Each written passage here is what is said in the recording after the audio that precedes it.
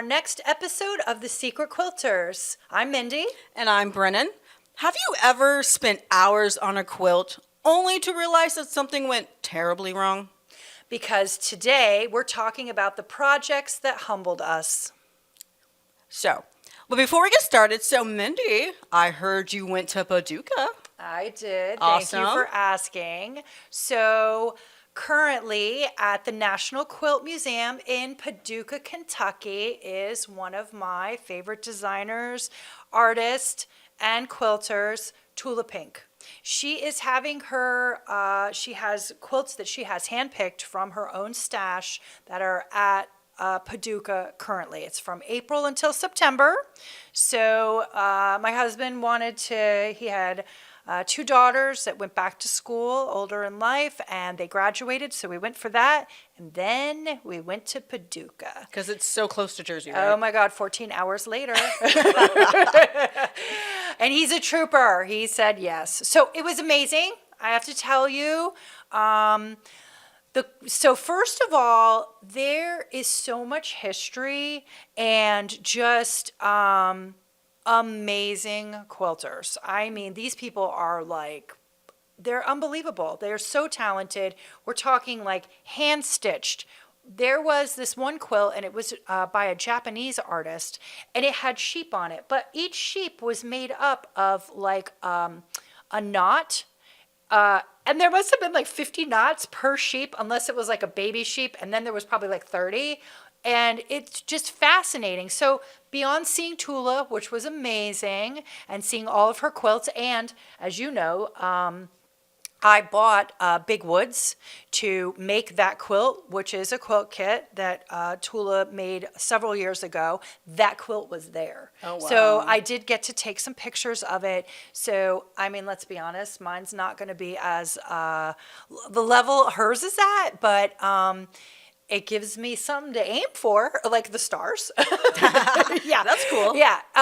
So not only that, and Tula's were amazing and really enjoyed it. And I appreciated my husband being a trooper and engaging. But there was other things happening. Like, I didn't know that the National Quilt Museum has a competition every year. And this year's competition was food with a traditional block. So it was interesting to see, like, one of them was like cake with like a windmill as their traditional block, or somebody did an oven. Like the winner was actually, the older quilters used to use the cookie tin. And so somebody had made a panel with the cookie tin, and they did a traditional block, and that was actually the winner. So it was really fun. And then there was another one. She's called the ABC Quilter. And so she did the alphabet on every quilt. There was 26 quilts. Oh, wow. Right. Every one, she had one, it was back and forth. It was like on the front was like a full picture, but then she did the back of the quilt. When she embroidered it, she used different color bobbins. And so the back was magical. I mean, I don't even know how people think of some of this stuff. I don't think I have time for that. Super intricate. I mean, I can't even imagine making 26 quilts for this show. I mean, I realize it took years, and she's a newer quilter. It's not like she's got 15, 20 years of quilting. She's a newer quilter. It was incredible. It is a recommend, whether your favorite artist is there or not, although that did give me encouragement. And the town is fun. They have a lot of really fun quilt shops to visit, which we absolutely did. They sent us to a local place to eat, which was amazing, and the biggest sewing needle. Nice. Yes. So what about you? What have you been up to? So actually, I want to share something different. So I have a friend of mine whose mother passed away recently, and at the funeral, they had something that was amazing. It was so cool. So basically, my friend's mom, her name was Marcia Grace Pratt Newell, and one of my friend's earliest memories is of her mom quilting.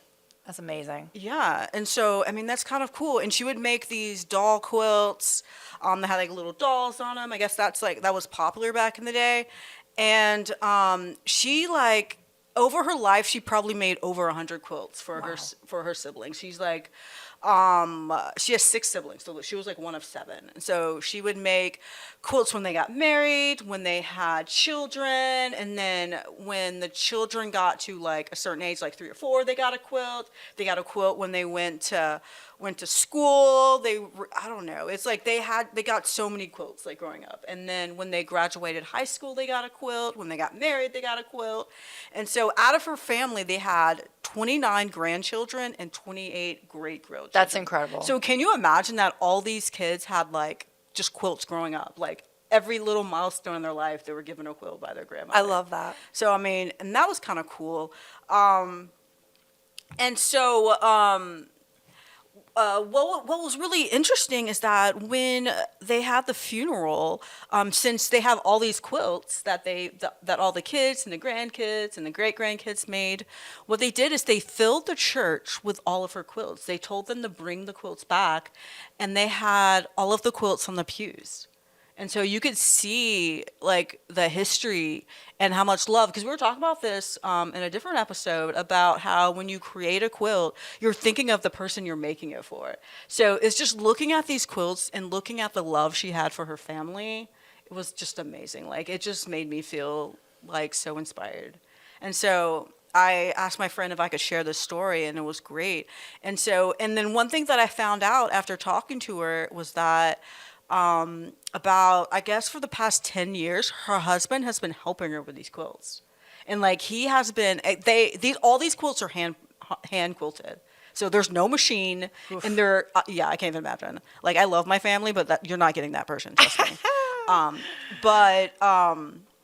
And so they together will hand quilt these quilts together. And the husband too. The husband too. Yeah, I would love to see that. Yeah, would do you think your husband would do? Mine would not. I don't know. I don't know. He's thinking of that. He thinks he wants to try sewing. Really? And yeah, I keep encouraging him. That'll be kind of cool. Yeah, Y'all so could do we'll it together. see. And I don't know. I don't know. Maybe I can get him on a quilt cruise. Okay, that's different. That's different. But it was just crazy. And then like I was looking at the pictures, and you could just see how the legacy that she passed on. I love that. It's so beautiful. And that you could see how everyone brought back their quilts, and how much, it can just show how much love she had for everybody. And I thought that was amazing. I thought that was incredible. Really cool. And that was a really cool idea. I've never heard of someone doing that. So that was so cool. And I don't know. I just thought that was like amazing. And I just wanted to share that with everyone. So thank you for the Newell family for letting me share that with y'all. So, all right. So our next segment, we're going to talk about something that happens to everyone, you know? Yes, it does. And so basically, you have a great idea for a project. You know, that's a thing. You look at the pattern. You look in quilt books. And then you get this inspiration. And then you have a hot mess happen. Yep. So, I mean, that is certainly a thing. And so for me, my first hot mess was I was going on my first quilting retreat, right? Yes. I was super excited. I like opened all these books. Did I get a lot of books recently for Christmas for quilting? Because, you know, that's like what I do now. And so everyone's like, Brennen likes quilting books somehow. I'm like, it's cool. I like quilting books. And so I like to look at ideas. And so I found the perfect quilt. I loved it. It was amazing. It like had blocks, and it was black and white. It was black and cream, completely different. And I put, you know, I cut out, because you told me I needed to cut out the strips, which was like a godsend. Like if I hadn't done that, I would have just been cutting for days there. And so I cut out all the strips, and I was ready to go. And so when I went to this quilt, I embarked on the Irish chain quilt from hell. You know, it looks amazing. In the book, the pattern looks amazing. And then I started putting together, and I realized that it's hard. Like there's a lot of small, very, very small boxes, and a lot of strips. And so this quilt retreat was 2 years ago, and I haven't touched it since the quilt retreat, to be quite honest. I have put it in its own bag, so that is where we are at the moment. And I think at this moment, I feel like I have the most elaborate placemat that will ever exist in this world. So it might turn into a quilt one day, maybe a baby quilt, But at this moment, it was a hot mess. And I spent the whole retreat on this one quilt. Like, that was 3 days. And I felt like I accomplished nothing. People were finishing stuff, they were showing it. And I was like, box number 5 down. So, Yeah, I was at the retreat and I felt for you. Yeah. I did towards the end, and you were like, nope. never nope. again. I bit off way more than I could chew. And like everyone at our table just felt sorry for me. They just looked at me and they're like, oh dear.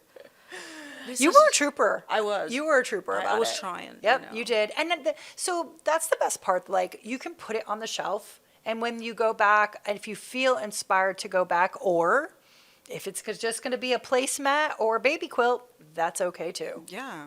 It's okay. Sometimes stuff just has to get out of your life. Yeah, I appreciate that. So I don't feel bad.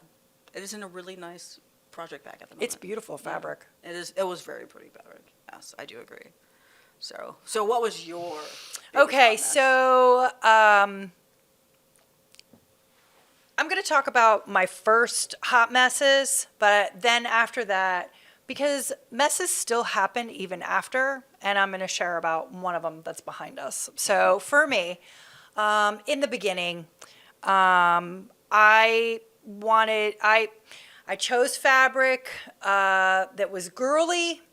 It was pink with blues, and I decided to do my own thing. Like, I was making blocks, I was learning my embroidery machine before I went started going into any classes. And it was during COVID, so I was inside, I'm using my machine, I'm creating, but I'm not thinking like, I know I've got to cut them all out the same, but then like I did like just a regular 2.5 inch square, like 5 by 5, let's say. And so, but like those fabrics, they really didn't go together. They didn't really go with the theme kind of on my embroidery. And so the measurements, there was none. It was like, oh, I don't have enough blocks. Let's make another one. And then it would be over, like when I sewed it together, it wouldn't be even on one side. Everything lined up on one, but then not on the other.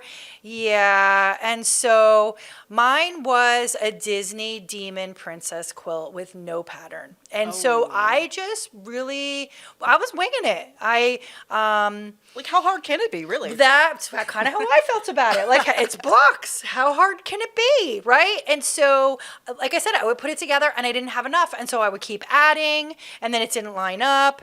But the reality is so it was going to children, thank God, right? And so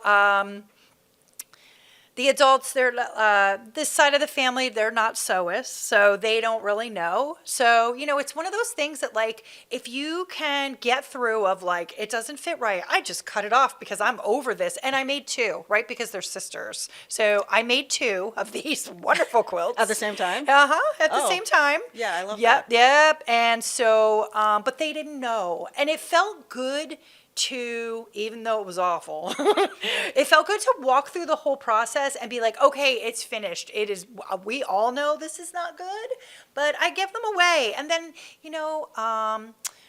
my aunt, who is a quilter, she said, Mindy, they're made to be loved. And these kids are just going to drag them on the floor. They're going to drag them from upstairs, drag them on the floor to in front of the TV, and they're going to love on it, right? They're going to it's going to be put in the washer 1,000,000 times. She's like, this quilt is going to be, it's made to be loved.